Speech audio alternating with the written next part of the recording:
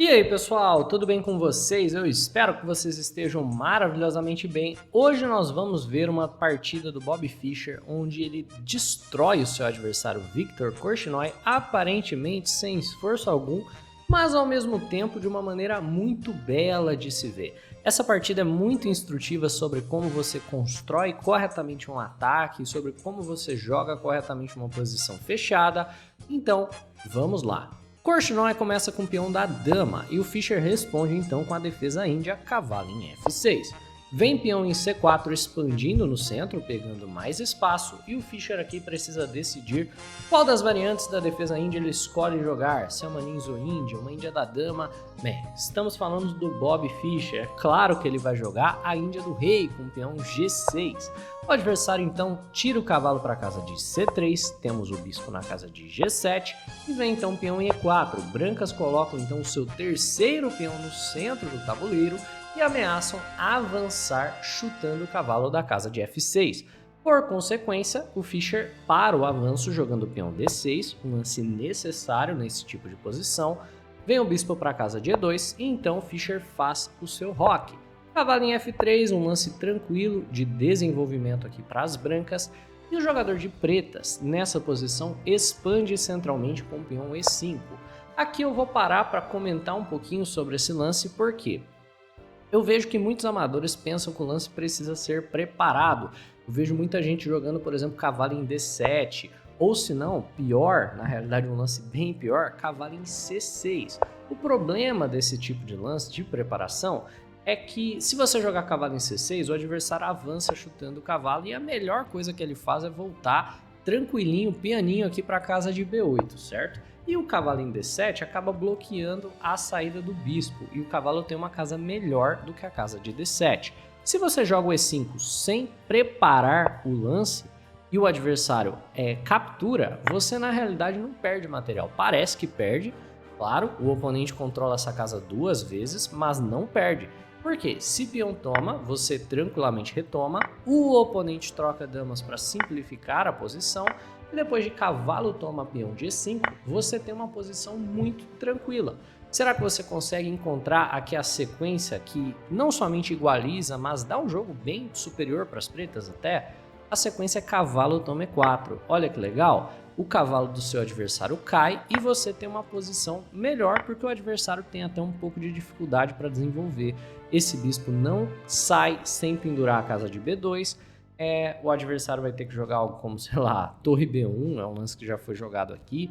Bispo em G5, ameaçando a sua torre até que funciona, só que depois de bispo toma B2, bispo toma torre e bispo toma C7, o jogador de brancas tem uma estrutura de peões inferior, né? Então a posição aqui acaba ficando melhor para as pretas, certo? Vale a pena você saber que o E5 pode ser jogado sem preparar o lance, que é muito interessante, já que o adversário não pode tomar, também não deve avançar, uma vez que avançar muito cedo, acaba dando às pretas a casa de C5 numa bandeja. Nesse caso, eu gosto da ideia de cavalo em A6, seguido por cavalo em C5, e o oponente não tem muito como parar o lance, e esse cavalo fica muito forte pressionando E4, aí o oponente vai ter que defender a casa de E4, você cimenta o seu cavalo aqui com A5, pois é, essas são as ideias principais de você poder jogar o E5 antes, certo? E o objetivo desse E5, sem que o oponente possa contestá-lo tão cedo na partida, é que eventualmente ao jogar o peão D5, ele abre mão dessa casa-chave.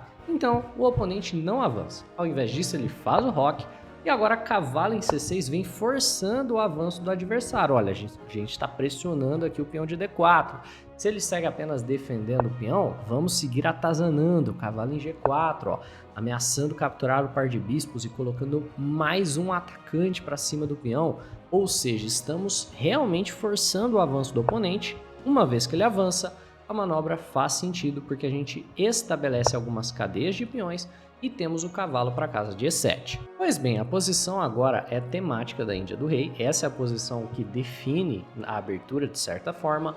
Temos uma posição de centro muito fechado e várias cadeias de peões no tabuleiro. Qual é o plano de ambos os jogadores? O jogador de brancas claramente quer jogar o peão em C5, e ele tem algumas maneiras de fazê-lo. Ou ele joga peão B4 para jogar peão B5 na sequência, e nós que queremos romper essa cadeia, jogamos cavalo em H5 para poder jogar o peão F5, então se ele rompe, nós rompemos, e esse é o tipo de posição mais violenta que nós temos na Índia do Rio, os dois lados executando o seu ataque, um sem se importar muito com o que o outro vai fazer, e existe também a ideia de tirar o cavalo de F3 aqui para o jogador de brancas, geralmente por E1 para não bloquear esse bispo. No entanto, o Korchnoi joga um lance um pouco incomum que aparentemente era considerado melhor na época pelos soviéticos, ele joga cavalo em D2.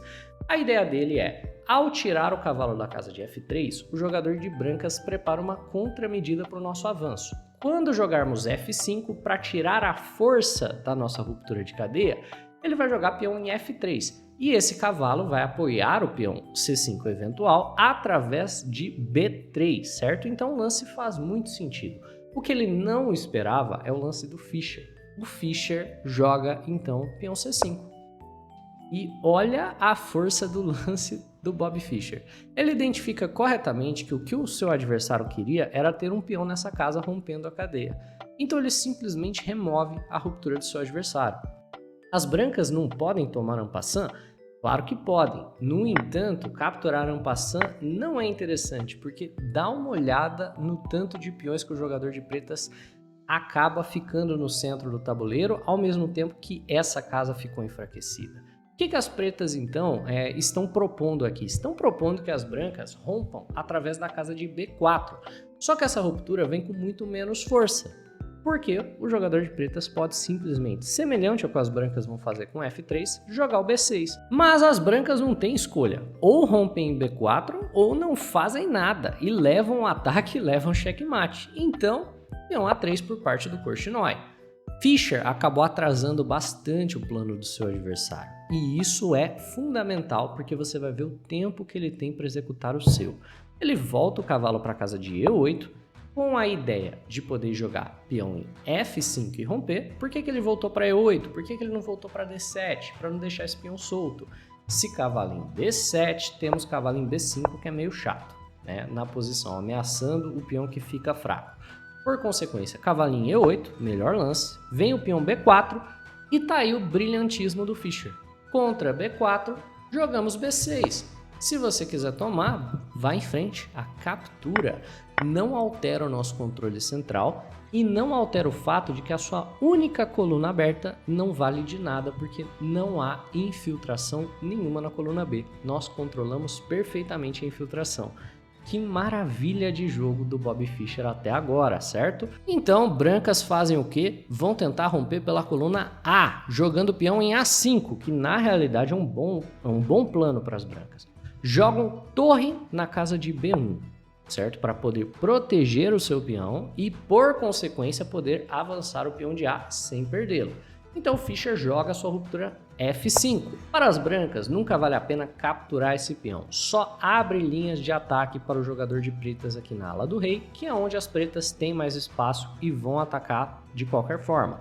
Então o adversário joga F3. Ele faz de maneira semelhante. Ele quer atrasar o plano do Fischer, que agora vai jogar F4 e precisa romper essa longa cadeia de peões na casa de G4.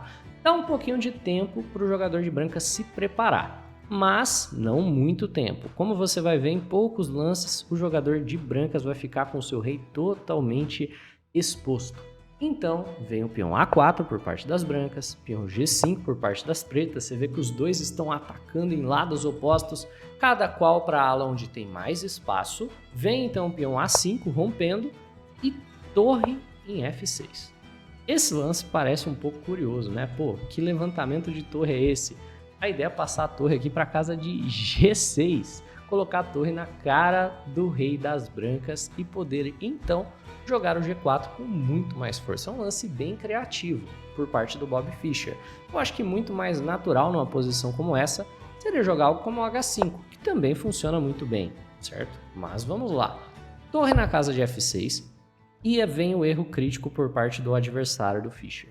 Ele fez todo esse esforço e o que ele deveria ter feito é romper com o peão de A aqui na casa de B6. Isso levaria a muito mais abertura na ala da dama. Então A toma B6, peão toma, B toma C5, B toma C5 e temos duas colunas abertas na ala da dama para o jogador de brancas brincar. O que eu acho que ele ficou com medo nessa posição é o fato de que as pretas têm uma coluna aberta aqui A. Só que é meio ilusório, é meio temporário. Porque o jogador de pretas não tem como controlar nenhuma coluna, nenhuma linha de ataque na ala da dama. As brancas têm muito espaço por lá. Por consequência, se as brancas realmente quiserem dominar tanto a coluna B quanto a coluna A, no longo prazo elas acabam conseguindo. O que o Korchnoi decidiu fazer é capturar aqui o peão de C e abrir somente a coluna B e jogar de maneira defensiva. Ele provavelmente pensou que não tinha contra-jogo suficiente na ala da dama para justificar isso, então ele vai simplesmente tentar se defender aqui na ala do rei e ter uma torre ativa na ala da dama. Isso é um erro tremendo. Nesse tipo de posição, você não pensa na defesa, você pensa somente no ataque. Quem chegar primeiro ganha, como se fosse uma corrida. Temos cavalo em B3 por parte das brancas e aqui tem uma ideia interessante até esse cavalo em B3. Se o Korchnoi tivesse tentado investir um pouco no seu contra-ataque, existe uma ideia de um sacrifício posicional. Vamos dar uma olhada? Fischer joga a torre em G6, colocando então a torre na cara do rei das brancas, e as brancas poderiam jogar com bispo em A3. E essa seria uma ideia de contra-jogo na ala da dama.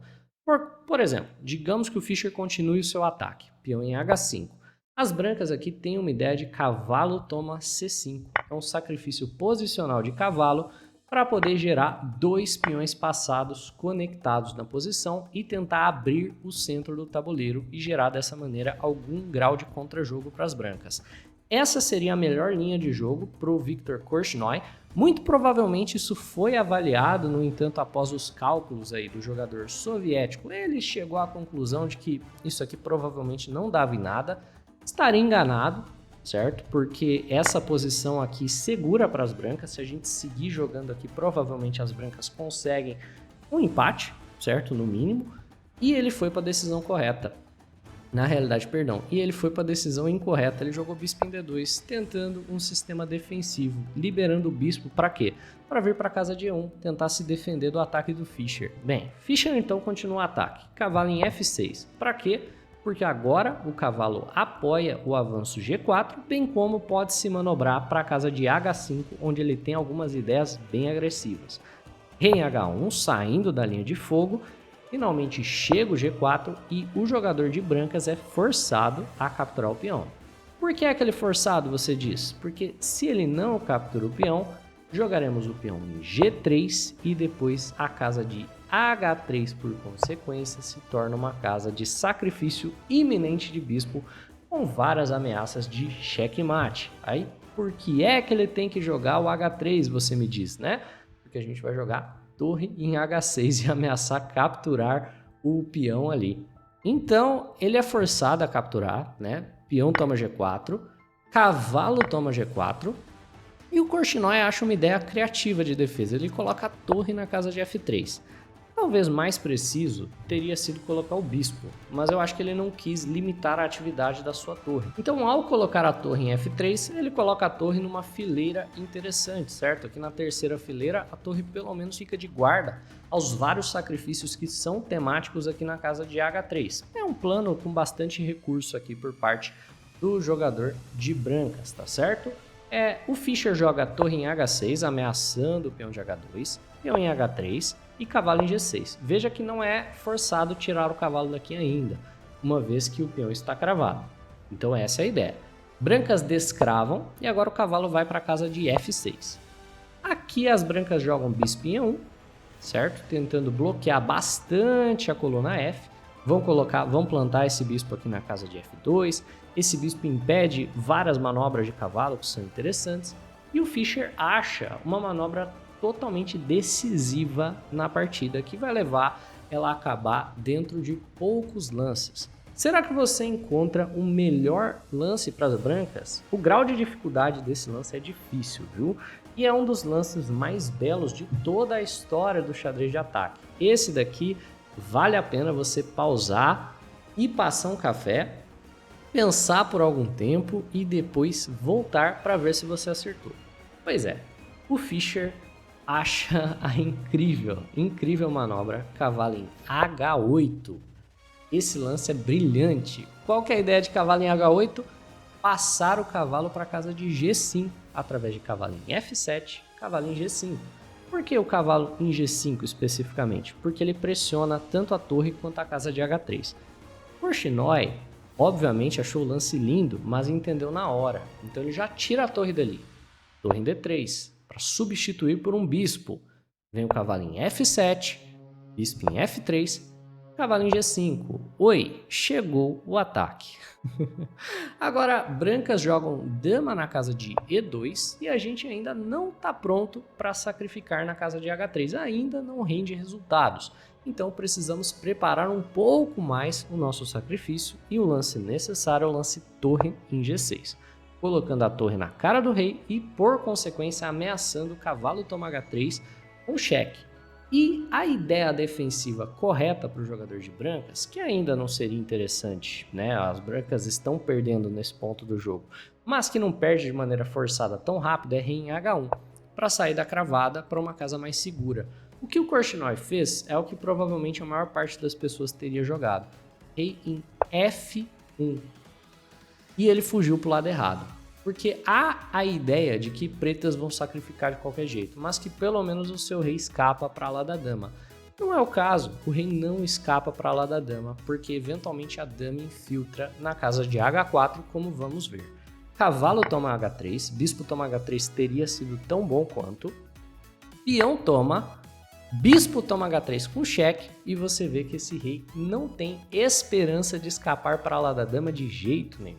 O rei tem que caminhar para frente na casa de F2. E agora, a sequência maravilhosa para as pretas. Olha que beleza de ataque. Cavalo cheque. O adversário não pode, é claro, colocar o seu rei na frente do cavalo, na coluna G, porque há uma série de descobertos de cavalo. E ao mesmo tempo, o rei não pode escapar daqui sem ir para a coluna G, né? A única casa que ele tem para se movimentar, na verdade, é a casa de G1. Então a captura do cavalo acaba sendo forçada.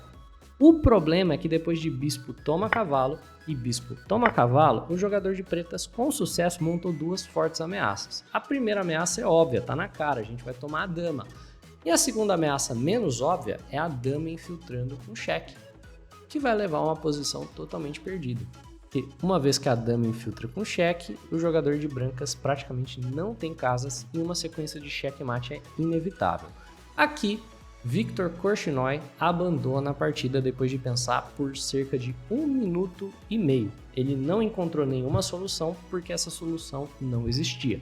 Mas a continuação possível aqui do computador, por exemplo, é tirar a dama do ataque, ao qual ponto a dama infiltra com cheque. O adversário precisaria mover o seu rei, certo? E agora o bispo se move com um cheque descoberto em cima do rei das brancas, então bispo em E2 ganha a dama. Ao mesmo tempo que o oponente precisa cobrir o cheque da torre. E não existe sair com o rei aqui, ele precisa cobrir, colocar uma peça para ser sacrificada aqui na casa de G3. Bispo em G3, torre toma, torre, dama toma, e agora a gente captura a dama e já é mate em 7, certo? Aqui, por exemplo, o checkmate seguiria de maneira fácil e tranquila. Pois é, pessoal, se você gostou dessa aula de ataque do Bobby Fischer, então deixa um like nesse vídeo, se inscreve no canal, um abraço e até a próxima!